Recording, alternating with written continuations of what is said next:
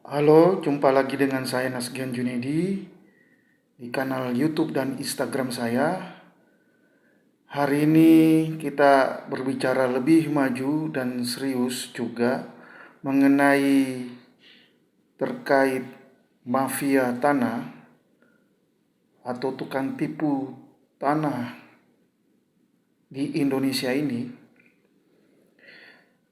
di mana berita yang sempat geger di akhir Januari dan di awal Februari 2025 ini terkait dengan PIK dan yang lain sebagainya, hari ini agak redup, tetapi di persidangan mengenai Pak Charlie mengenai PIK itu, saya tergugah untuk membuat video singkat bagaimana kita harus melawan para mafia tanah yang didukung oleh katanya oligarki yang berkuasa, ya, bahwa para oligarki di situ seperti Aguan, CS, dan Sembilan Naga yang ada, kita sebut dengan terang, melalui sistem peradilan, mereka mencoba melakukan kriminalisasi terhadap orang-orang yang berjuang demi tanah air Indonesia, tanah nenek moyang mereka sebelum Republik Indonesia ini diproklamasikan. Ini tanah-tanah itu masih berbentuk giri, tanah adat, tanah nenek moyang mereka, tapi dikapling-kapling oleh para pengumpul, penipu mafia tanah yang menjadi oligarki yang kepingin menguasai keadaan. Ya, kenapa mereka melalui pengadilan untuk melakukan penipuan? Apakah juga di Badan Pertanahan Negara, BPN, mereka bercokol lama dengan orang-orang yang bisa dibayar? Ini sangat memprihatinkan. Kalau memang ini terjadi, sangatlah miris ya, di mana mereka menguasai di sektor birokrasi, Badan Pertanahan Negara, terus hakim-hakim yang mudah disuap. Sangat menyedihkan. Jaksa-jaksa yang bisa disuap, polisi-polisi yang bisa dipakai untuk melindungi kepentingan mereka lewat preman-preman mereka.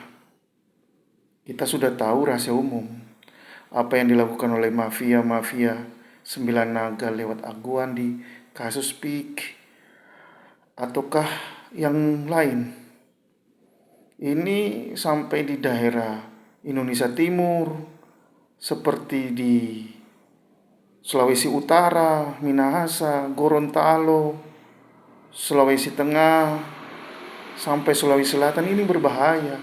Sulawesi Tenggara, Maluku yang begitu erat dengan hukum adat mereka, ini dibalikkan dengan peraturan-peraturan melalui birokrasi, entah itu dari badan milik negara maupun daerah.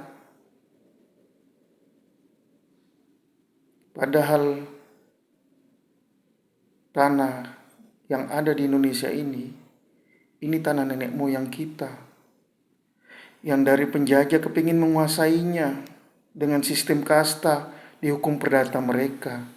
Cara-cara feodal ini dipakai ketika Indonesia merdeka. Begitu rendahnya menjajah rakyat dan bangsanya sendiri. Dan semoga akal sehat ini jalan dan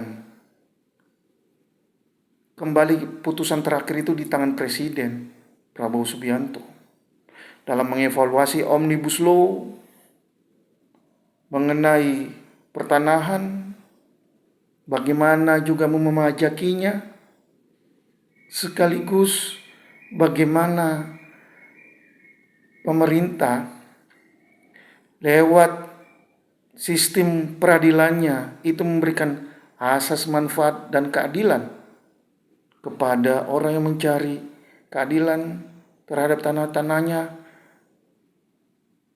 yang disertifikat ganda atau sertifikat di atas sertifikat ditipu lewat KESI, perjanjian kreditur debitur. Kasihan loh. Ya, banyak hal yang kita harus dibenahi Republik ini. Semoga Pak Presiden Prabowo Subianto dengan masih hitungan bulan, belum cukup 1 tahun, bisa menyelesaikan urusan-urusan besar di mana tanah air kita ini tetap bebas dari penjajahan gaya baru atau gaya lama. Salam dari saya, salam merdeka.